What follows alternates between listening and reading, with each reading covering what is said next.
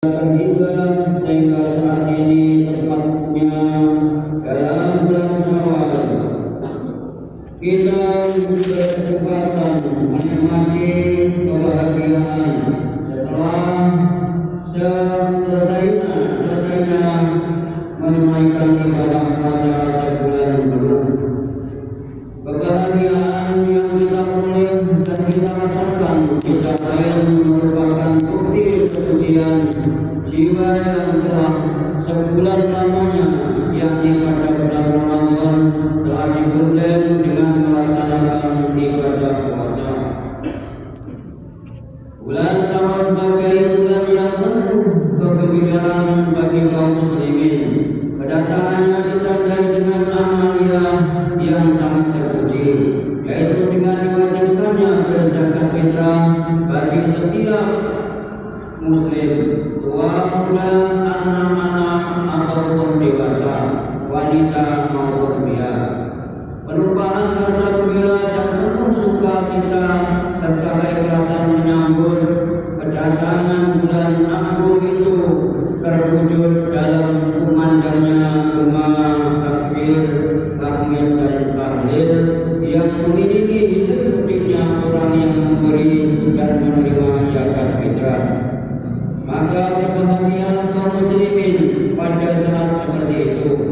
Kegembiraan dan kebahagiaan yang dirasakan pada hari-hari itu menumbuhkan keinginan berkunjung kepada saudara-saudara, kerabat dan kaulan untuk saling mengucapkan selamat atas kesempatan menikmati rahmat Allah yang tiada terhitung banyaknya.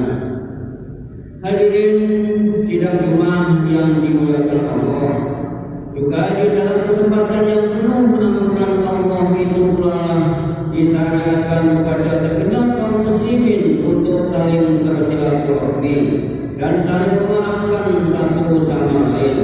Meskipun bersilaturahmi dan saling memaafkan itu bisa saja dilakukan di luar bulan Syawal, akan tetapi pasti tidak melebihi kemanfaatan dan kesahduan apabila dibandingkan dengan bermaaf-maafan pada bulan Syawal dalam kesempatan beridul fitri. Hal ini disebabkan karena pengaruh kesucian jiwa, sehingga baik permintaan maupun pemberian maaf pada saat itu benar-benar keluar dari hati yang bersih, dan itulah suatu syarat dikabulkannya permintaan maaf pada sisi Allah Subhanahu wa Ta'ala.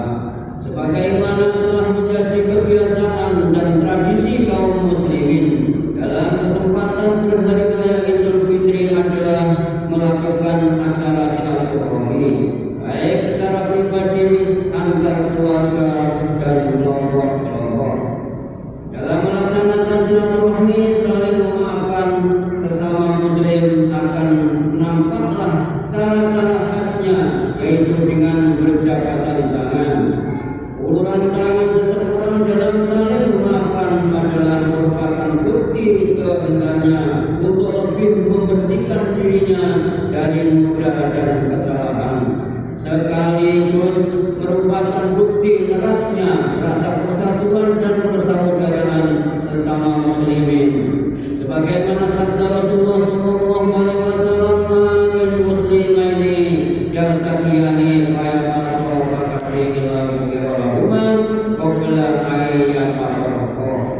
yang artinya dua orang Islam yang bertemu satu sama lain kemudian saling berjabatan tangan antara keduanya, kedua orang itu akan diampuni oleh Allah. Begitu cepat datangnya ampunan itu sebelum mereka berpisah satu sama lain. Hadis diriwayatkan oleh Abu Tirmidzi dan Ibnu Majah. Hadirin sidang Jumat yang berbahagia, bahkan bersilaturahmi dan saling memaafkan itu bukan saja kepada orang yang setiap hari bertemu dan bergaul, tetapi juga kepada orang yang mengalihkan mukanya serta memutuskan hubungan kekeluargaan pun silaturahmi itu harus kita laksanakan. Maka kepada orang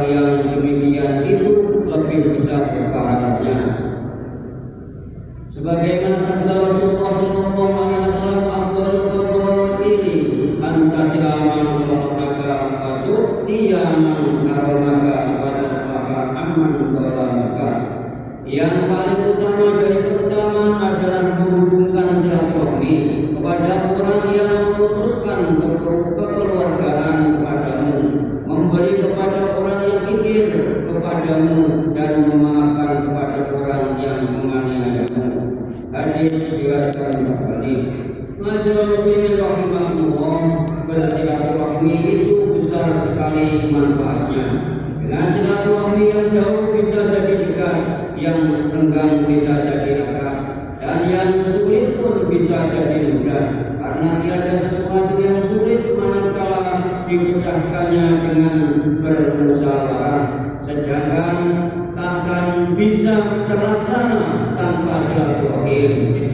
Silaturahmi harus keluar dari niat yang baik, tujuan yang ikhlas, saling mengharapkan keridhaan Allah Subhanahu wa Ta'ala,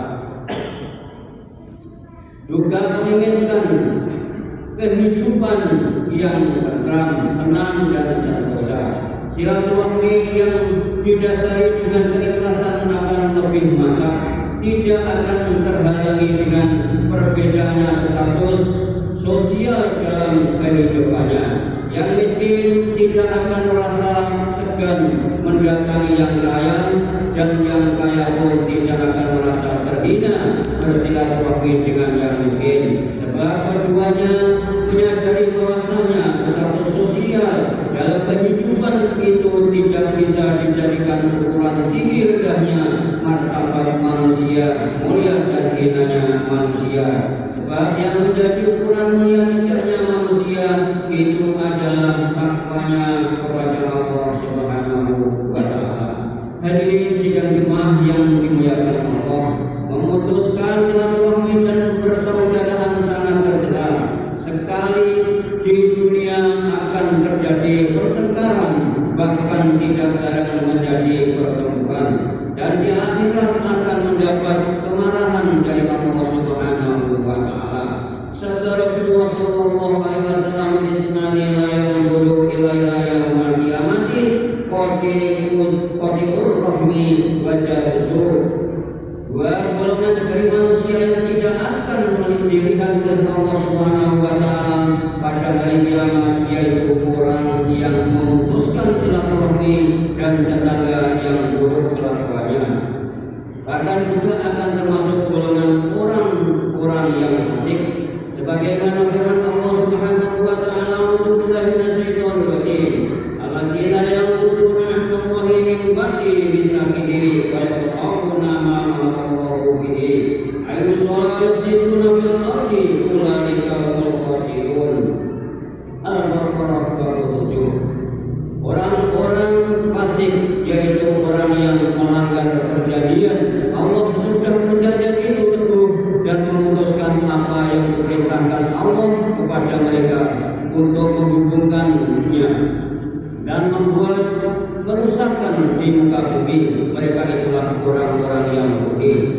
Masyaallah muslimin rahmatullah, kita menyadari bahwasanya tidak seorang pun di dunia ini orang yang tidak pernah berbuat salah dan dosa, baik kesalahan yang diakibatkan oleh tingkah laku, perbuatan, ucapan maupun prasangganya, apalagi dalam hubungannya dengan sesama hamba Allah yang tidak jarang timbul perselisihan ataupun perbedaan pendapat yang mengakibatkan timbulnya pertikaian. Ini semua merupakan bukti bahwa manusia masih tetap menyandang predikat bersalah, berdosa selama belum saling memaafkan dan saling mengampuni. Firman Allah Subhanahu wa Ta'ala, "Fa'fu wasfah, innallaha yuhibbul muhsinin." Al-Maidah 13, yang artinya maka maafkanlah mereka dan biarkanlah mereka, sesungguhnya Allah menyukai orang-orang yang berbuat baik. Hadirin sidang jemaah yang berbahagia, kalau kita merasakan dengan mata batin kita akan keagungan dan kemuliaan bulan Syawal, terutama dalam kesempatan Idul Fitri dan silaturahmi, nyatalah bahwa hikmah Ramadan itu sangat berpengaruh dalam kehidupan pribadi seorang muslim. Adapun sebagai hikmah terbesar dari halal bihalal dengan silaturahmi itu adalah sebagai berikut: dapat menyambungkan kembali silaturahmi dan persaudaraan yang terputus, saling memaafkan sesama muslim akan kekhilafahnya, menyambung penyambung kefamilian yang jarang dapat bertemu, memupuk kerukunan bermasyarakat yang majmuk. Dari hikmah bersilaturahmi itu akan dapat dipupuk rasa solidaritas dan kerukunan sesama umat Islam yang merupakan tunggak utama dalam mencapai tujuan luhur dalam kehidupan umat Islam itu sendiri. Dan hal inilah yang diperintahkan oleh ajaran Islam. Ma'asyiral muslimin rahimakumullah, demikianlah hikmah dari ibadah halal bihalal.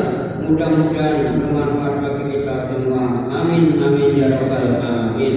Barakallahu li wa lakum fil Qur'anil azim wa nafa'ani wa iyyakum min ayati